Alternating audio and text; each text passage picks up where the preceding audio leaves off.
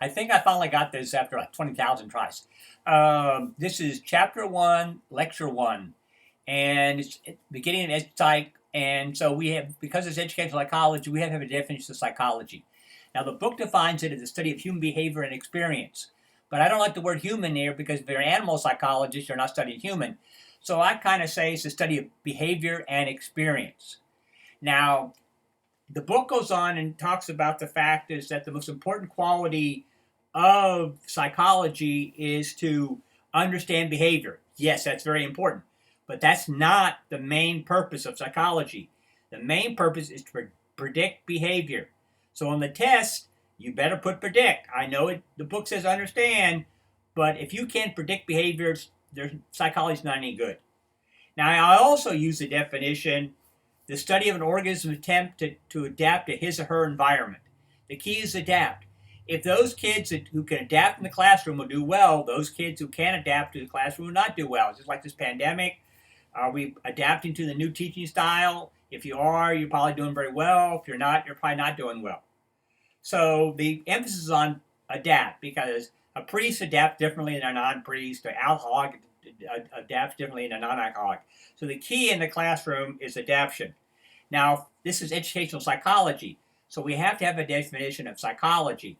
And the definition of psychology is formal attempts to maximize an individual's adaptability or transfer.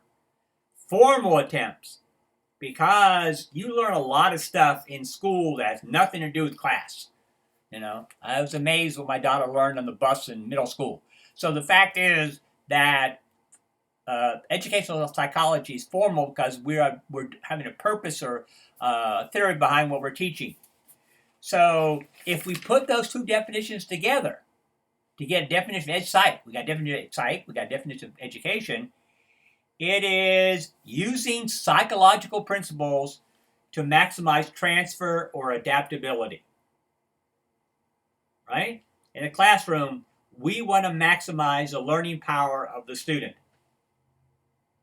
So then there's a question of when you say maximize adaptability to transfer, what's transfer? Transfer is, can we use some stuff outside the classroom? If all we do for the next 14 weeks is learn stuff in a classroom you can't use outside the classroom, it's not any good. It's a waste of your time. We need to apply this outside the four walls. Well, when the four walls are watching a computer, but you know what I'm talking about. It is, if you can't use this stuff, what good is it? I kind of remember, when in high school, you say, oh, we got to, you need algebra because you can use it in college. Well, I never used algebra in college. But anyway, so the fact is that transfer is, if you can, understand math, and you go to McDonald's and you order something and it costs $3.50 and you give them a $5 bill, you expect $1.50 back. That's transfer, using outside the classroom. Now, we study basically a couple of different types of learning theory. There is a handout in your OwlNet about the learning theories we're going to cover in this class. But anyway, the first one is behaviorism. Behaviorism, the key word is behavior, because they study behavior. Behaviorism is considered an American psychology, and but it was actually started in Russia. Does the name Pavlov ring a bell? Oh, it's a dumb psych joke. But anyway, Pavlov, he wasn't a psychologist. He was an internal medicine doctor. He actually won the Nobel Prize that year for medicine. He, discovering ingestion, discovered that all behavior is S-R. There's an association between stimulus and response.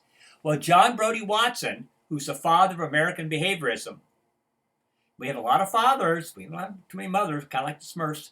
And on the test, I'm going to kind of ask you who the fathers are. So Pavlov's the father of classical conditioning. Watson's the father of American behaviorism. And Watson studied what Pavlov wrote down, and he developed a psychology, behaviorism, from what Pavlov studied on his dogs. And Watson was the person who said that we should only study overt behavior that we can see. Seeing is believing.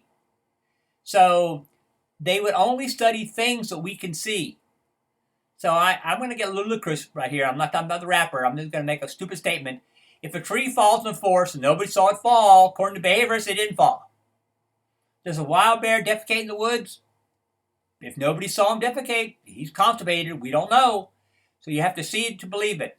Watson would not study love because we can see acts of love, but we can't see love. We can't see personality. So the fact is we only study overt behavior. That leads us to Thorndike, who's the father of ed psych, this class. And Thorndike was a behaviorist, and he said, if something exists, it exists in a certain amount, and exists in a certain amount, it can be measured. So in behaviorism, if we can measure it, we study it. We can't measure it, we don't study it. And then finally, B.F. Skinner, who is the father of operant conditioning or modern psychology, said that behavior is controlled by the environment. And therefore, the environment controls behavior. So in a classroom, if you control the environment, you control the kids.